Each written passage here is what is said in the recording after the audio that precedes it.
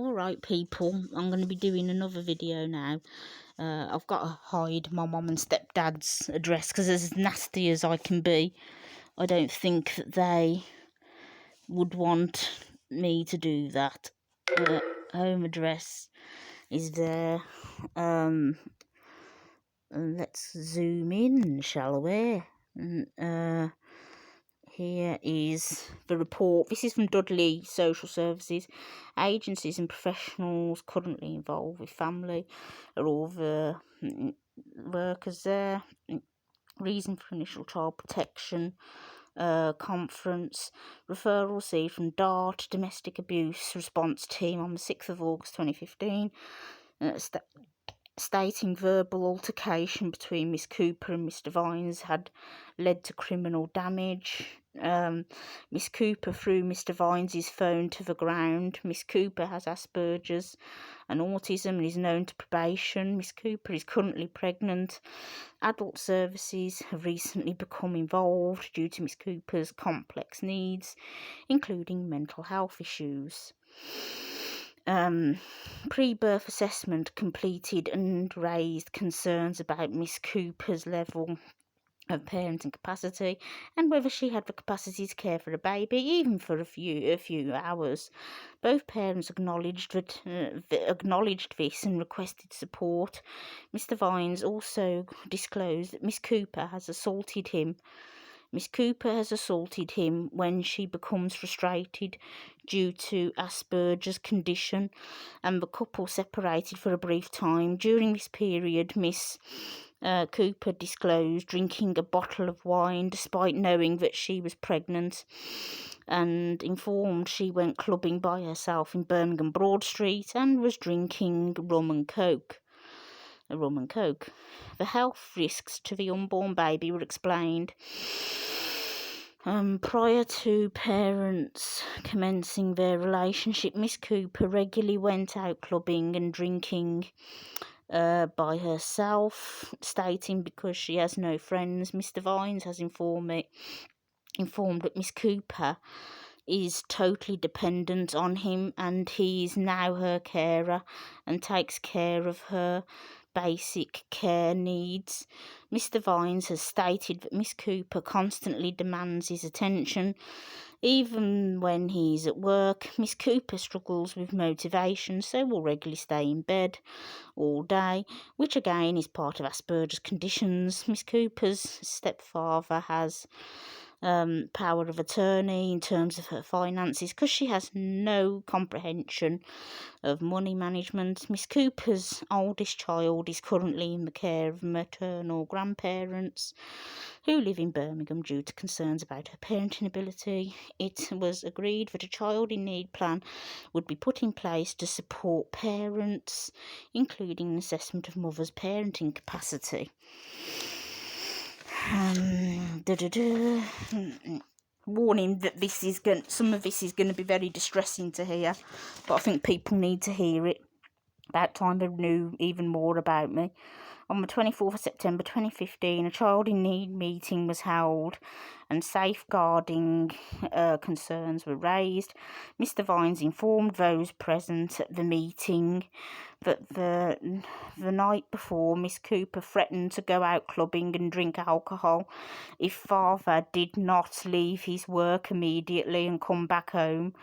When the risks to both Miss Cooper and the baby were explained, Miss Cooper was of the view that due to her being pregnant, that no one would harm her. Miss Cooper also disclosed that she's drinking alcohol when Mr. Vines is at work because she's lonely and depressed.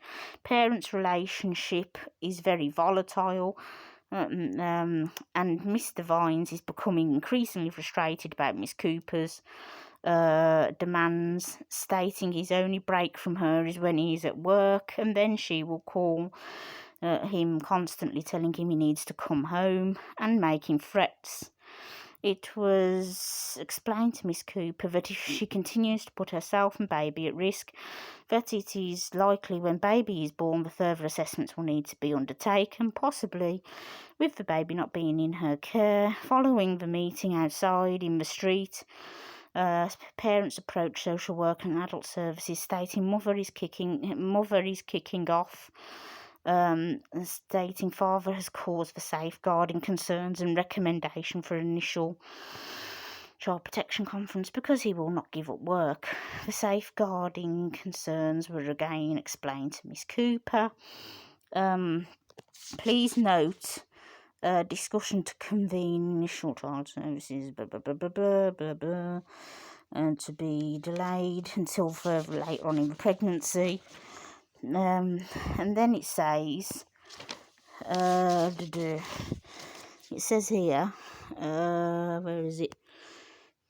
It says young person's health and development. It says needs of unborn child. Advised mother is registered with doctor and has been doing all the things and has been attending appointments. Parents attended 12 weeks scan of hospital. The further scan.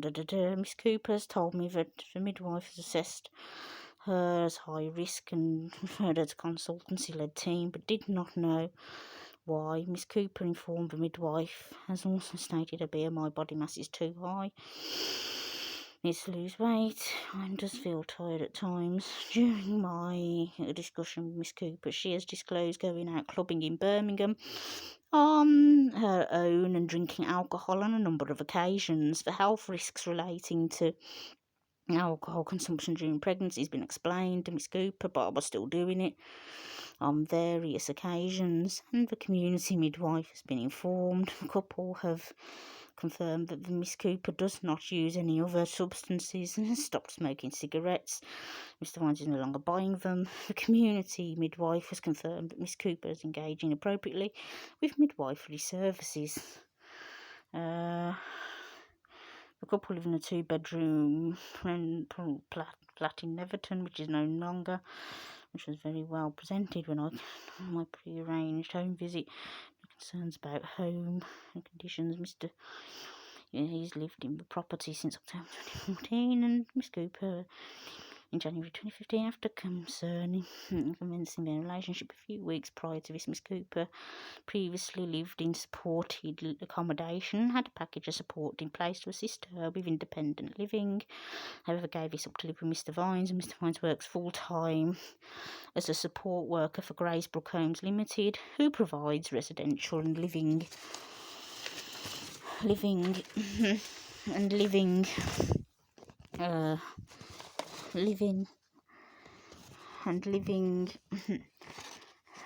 support to people,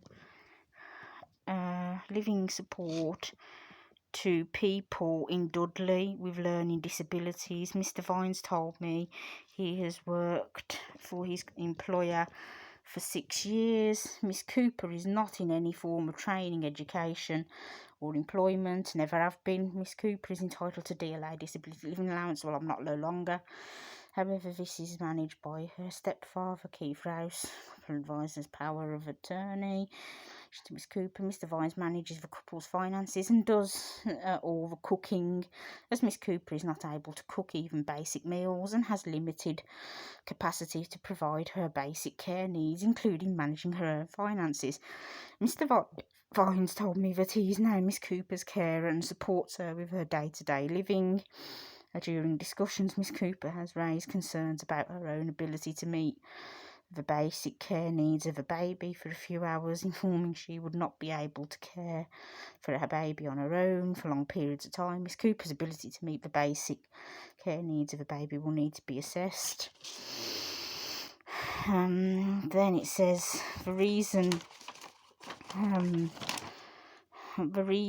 for Children's Services initial involvement was in relation to a domestic abuse incident between the couple whilst on holiday. During a verbal altercation, Mr. Vines has called a family member to ask them to calm down Miss Cooper, who has taken Mr. Vines' mobile phone and thrown it to the ground, causing damage. During my initial home visit, Mr. Vines also told me that Miss Cooper has assaulted him. The couple explained that Miss Cooper struggles to control her anger due to the Asperger's syndrome. However, a conversation with Miss Cooper's stepfather confirmed this can be managed if Miss Cooper is taking her medication appropriately. Mr. Vines informed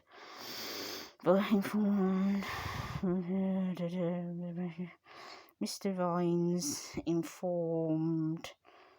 informed the couple separated briefly due to the incident. However, since the couple have resumed their relationship, things have been better. The couple informed they plan to remain together and requested relevant support from agencies. Miss Cooper has also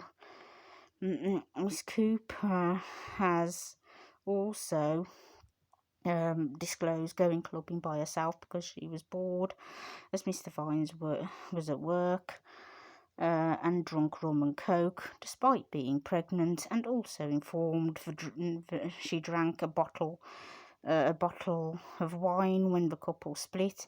During the child in need plan, Mr. Vine stated the night before Miss Cooper had threatened to go clubbing by herself and drink alcohol if he did not leave work immediately. When the risk posed to herself and baby were explained again, Miss Cooper's response was no one would harm her because she was pregnant. Both parents' ability to safeguard a baby and take protective steps, if necessary, needs to be assessed. Miss Cooper's ability to prioritise the needs of the baby over her own needs also needs to be assessed.